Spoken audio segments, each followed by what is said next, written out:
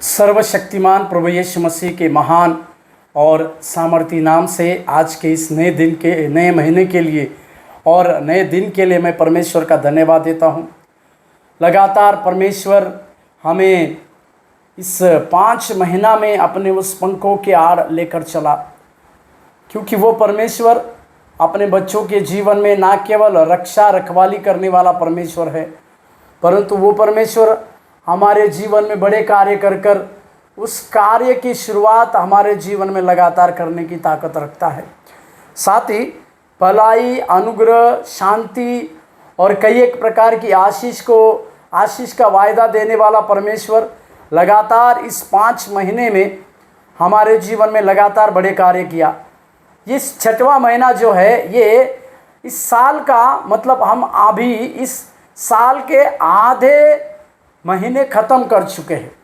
जून महीना में जब हम कदम रख रहे हैं तो परमेश्वर ने इस आधे साल की बातों को हमें अच्छाई और भलाई के साथ पूर्तता को किया, इसे हम समझने की आवश्यकता है। एक वचन की ओर हम अपने ध्यान को आकर्षित करें।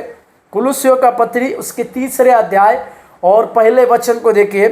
कुलुस्सियों का पत्री उसके 3 अध्याय और पहले वचन, अतः जब तुम मसीह के साथ जिलाए गए तो स्वर्गीय वस्तु की खोज में रहो, जहाँ मसीह विद्यमान है और परमेश्वर के दाहिनी ओर बैठा है। प्रभु के नाम की महिमा और प्रशंसा होने पाए। इस बात को हम लगातार अपने जीवन में समझने पाए कि हमारा मसीह जीवित है, वो जीवित परमेश्वर है और उसने जी उठकर हमारे लिए कई एक प्रकार के विजय की बातों को दी।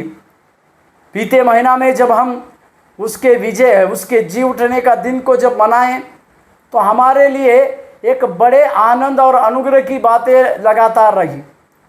उसका जी उठना हमारे लिए कई एक प्रकार की बड़ी आशीषों का कारण है।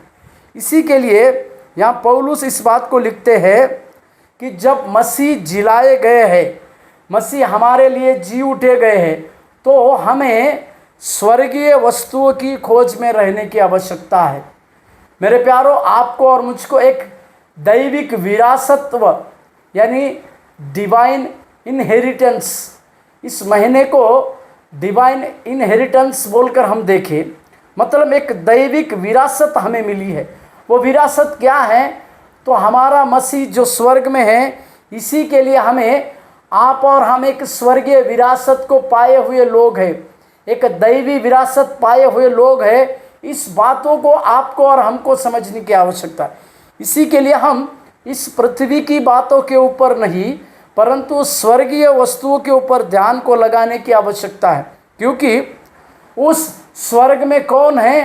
तो हमारा मसीह रहता है और वो परमेश्वर की दाहिनी ओर बैठा है। मेरे प्यारों, इसी के लिए हम इस विरासत को पाए हुए हैं, मसीह यीशु के उस संतान को पाए हुए हैं, उसकी दैवी विरासत को हम पाए हुए हैं। तो इसी के लिए इस महीने में हम परमेश्वर के अद्भुत उस विरासत की बातों को अपने जीवन में समझने पाए। हम परमेश्वर के द्वारा दी गए उस स्वर्गीय स्थानों की बातों को प्राप्त करने पाए। हम प्रभु मसीह के द्वारा दी गए उस आशीष भरी बातों को प्राप्त करने पाए।